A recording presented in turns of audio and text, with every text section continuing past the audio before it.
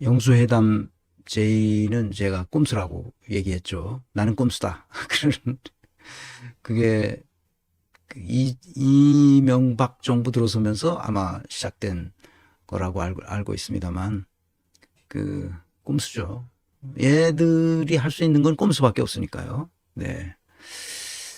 지난 시간에 이거 영수회담을 제의했지만 이건 꼼수다, 이렇게 말씀을 드렸고, 왜 그러냐 하면 이 사람은 평생 꼼수로 살아왔기 때문에 그렇습니다. 그러니까 이명박이나 뭐 다를 바 없는 사람이죠.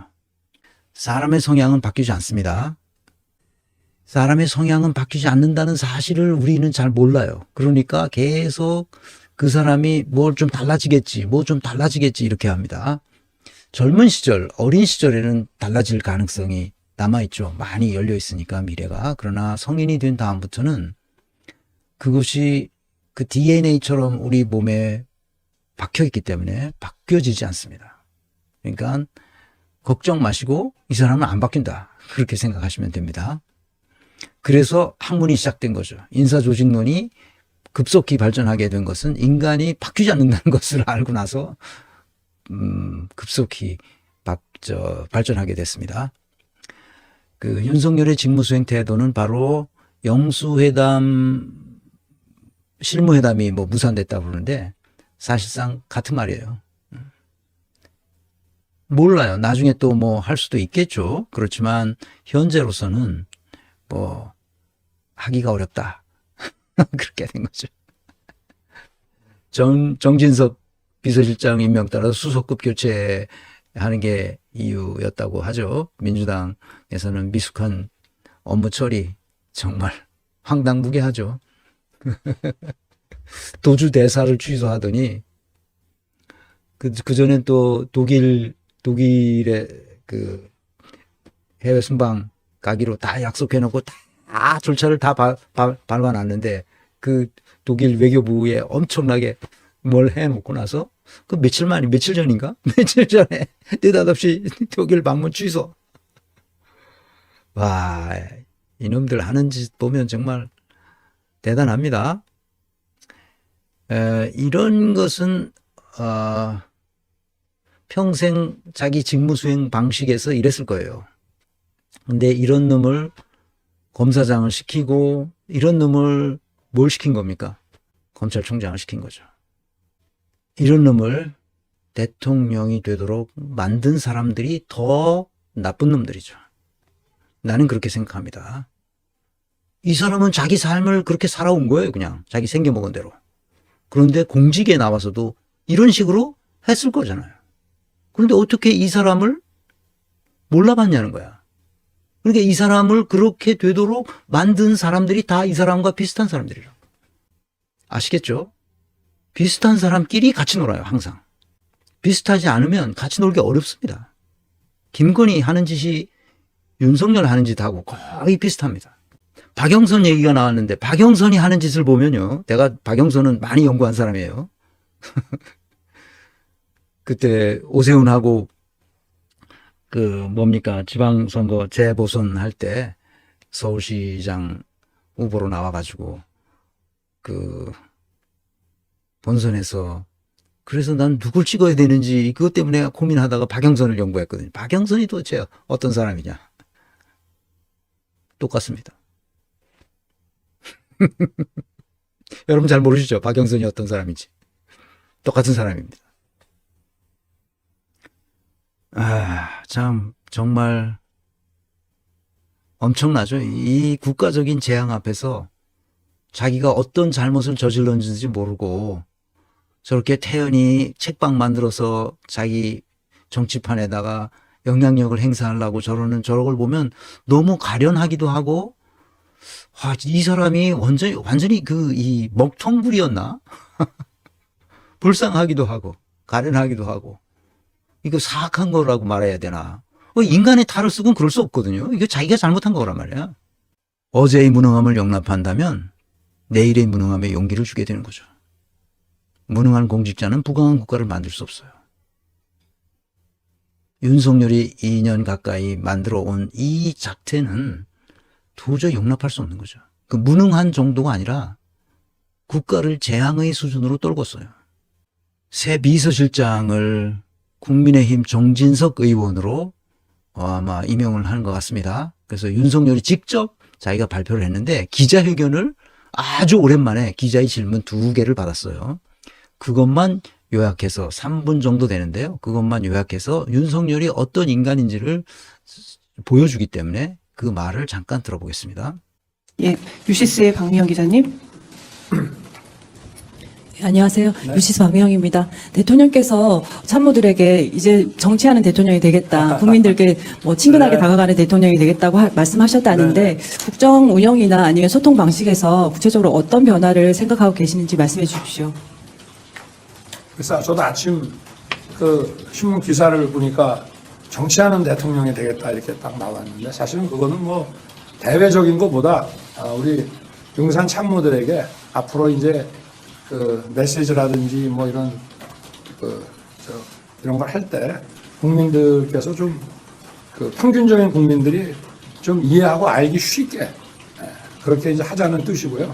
무엇보다 제가 지난 2년 동안은 이제 중요한 그 이런 국정 과제를 정책으로서 설계하고 또 집행하는 쪽에 좀 업무의 중심이 가 있었다고 할 수 있습니다.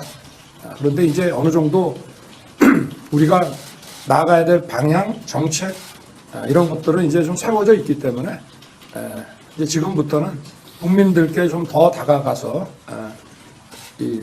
우리가 나아가는 방향에 대해서 더 설득하고 소통하고 또 이러한 정책 추진을 위해서 여야 당과의 관계뿐 아니라 야당과의 관계도 더 좀 설득하고 소통하는데 주력을 하겠다는 뭐 그런 뜻으로 이해를 해주시면 되겠습니다.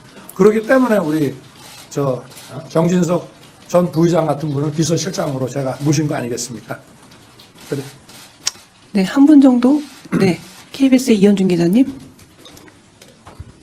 네, KBS 이현준입니다.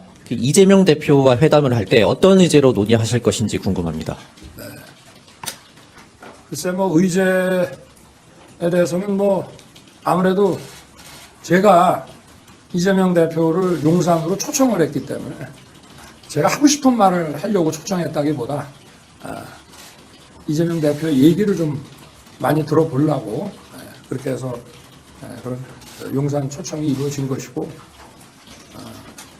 여야가 이제 어떤 그동안의 그 입장을 보면은 좀 많이 극명하게 차이가 많이 났습니다.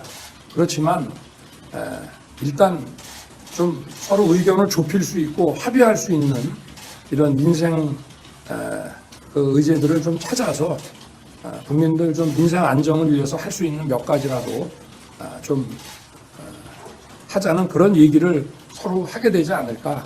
그리고 아직은 모르겠습니다. 어쨌든 뭐 저는 듣기 위해서 초청을 한 거니까 뭐 어떤 의지에 제한을 두지 않고 다양하게 한번 서로 얘기를 나눠보겠습니다.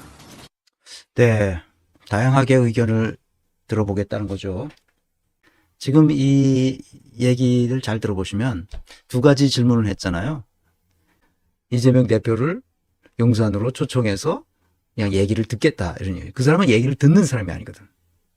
들어야 뭘 되는데 듣질 않아. 그런데 뭘 이재명한테 얘기를 들어봤자 소용이 없는 거죠. 듣지를 않는데. 그러니까 할 말이 없는 거예요. 그래서 나는 이 얘기를 들으면서 혹시 천공이 얘기하지 않았을까?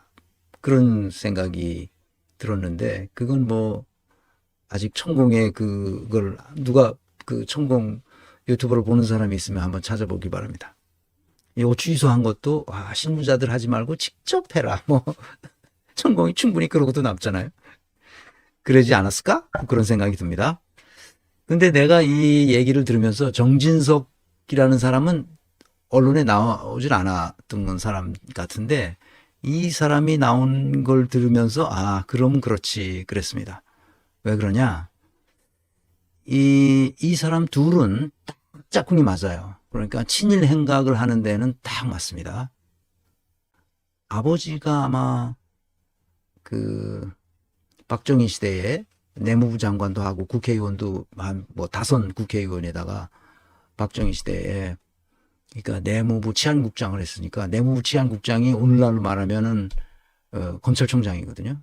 그 내무부 장관까지 하고 그래서 그 조부 그 할아버지는 일제시대 때 다 친일 행각으로 이런 사람들이 돈이 많죠. 이게 그 정진석 의원은 아마 잔상 갈 겁니다.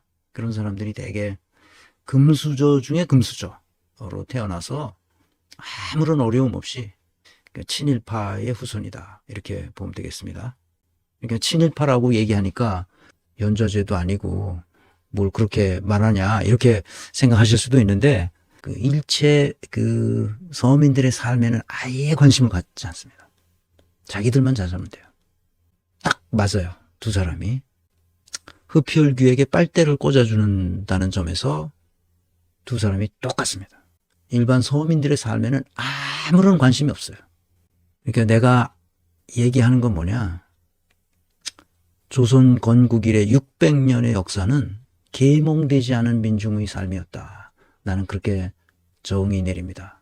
조선사를 통해서 그리고 일제시대 그다음에 독재시대를 오면서 우리 민중이 제대로 계몽된 적이 없다.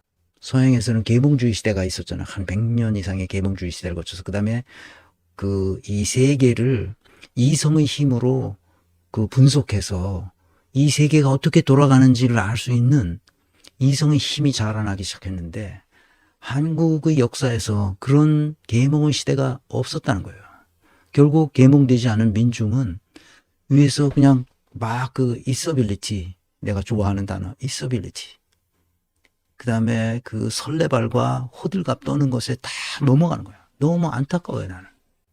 그래서 내가 지난 선거 전에 계속 거기에 넘어가면 안 된다는 걸 얘기했습니다. 넘어가면 안 된다. 그래서 이게 더 계몽이 필요하다. 우리 민족의 계몽.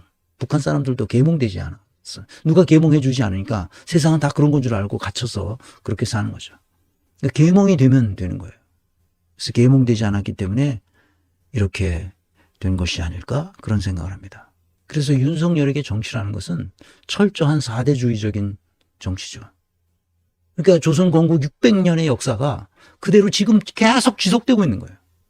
사대부들이 흡혈귀 노릇을 하면서 민중의 피와 땀과 눈물을 전부 빨아먹은 사람들이죠.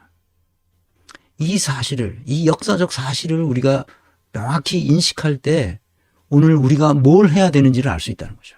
이제 민주화된다고 얘기했을 때 민주주의는 투표 하나 하는 것으로 민주주의가 성립되지 않는다는 거예요. 그럼 뭘로 민주주의가 성립되는가? 그건 아주 간단하죠. 진짜 민중을 위한, 서민들을 위한 삶을 살 수 있는 그런 정책을 펼칠 수 있는 그런 정치인을 골라서 세워야 된다. 지금 22대 국회의원 선거가 끝났어요. 총선이 끝나고 검사 출신 국회의원이 몇 명인가 쉬어본 사람이 있어요. 그랬더니 19명이에요. 엄청난 비중으로. 현직 검사가 지금 끼케야 2,000명인데 근데 300명 중에 19명이 검사 출신이야. 말이 안 되는 거지 이게.